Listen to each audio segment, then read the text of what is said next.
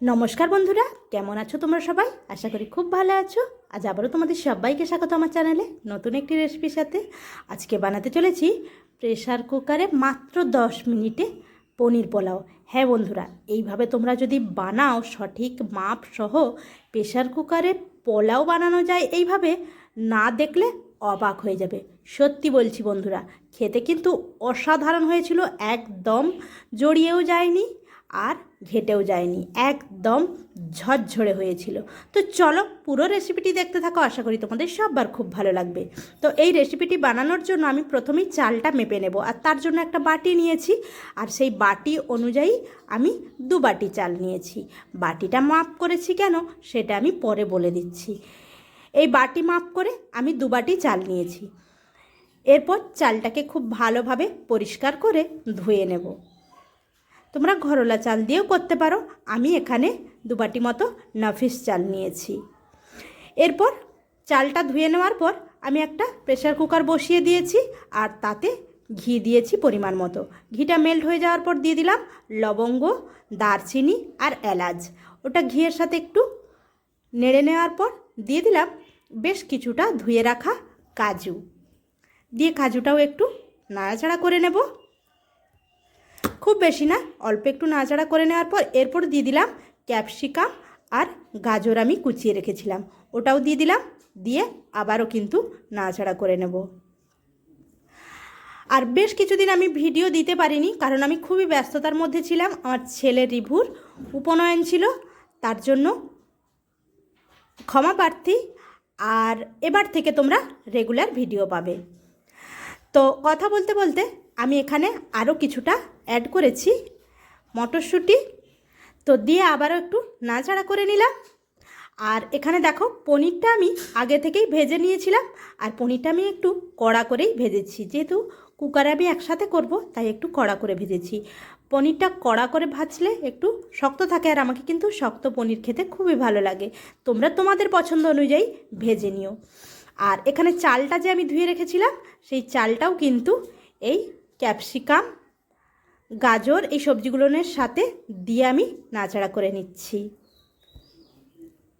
তো একসাথে নাড়াচাড়া করে নেওয়ার পর এরপর দিয়ে দেবো জল।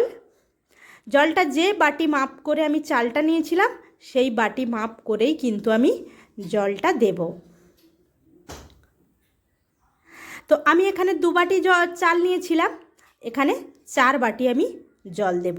তো দেখো এখানে আমি 4 বাটি জল দিয়ে দিলাম, দিয়ে একটু ঘেঁটে দিলাম। এরপর এখানে দিয়ে দেবো পরিমাণ মতো নুন। নুনটা কিন্তু আমি সবজিগুলো ভাজার সময় দেইনি, এখানে একসাথেই দিয়ে দিলাম। আর এখানে দিয়ে দেবো পরিমাণ মতো চিনি দিয়ে দেবো।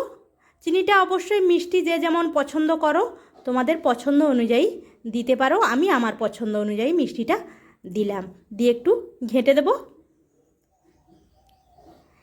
এরপর এখানে দিয়ে দেবো সামান্য একটু ভিনিগার। তোমরা চাইলে লেবুর রসও 1 চামচ দিতে পারো। এটা দেওয়ার কারণ হচ্ছে চালটা ঘেঁটে যাবে না বা জড়িয়ে যাবে না।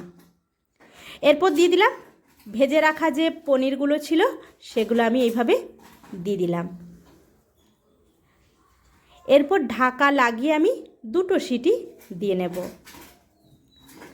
তো বন্ধুরা, আমার রান্না তোমাদের কেমন লাগে অবশ্যই আমাকে কমেন্ট করে জানিও। আর যদি ভালো লাগে অবশ্যই like, comment, share and subscribe করে পাশে থাকা বেল আইকনটি ক্লিক করে আমার পাশে থেকে যেও।